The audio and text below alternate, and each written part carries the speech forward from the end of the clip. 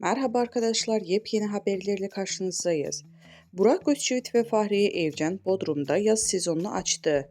Bir süredir yeni evlere taşınma telaşı ile uğraşan ünlü çift, taşınma işlemleri bitirir bitirmez soluğu denizde aldı.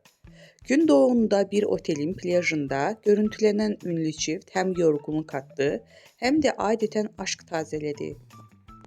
Ünlü çift sabahın erken saatlerinde plaja geldi. Baş başa kahvaltı yaptıktan sonra sahile indi.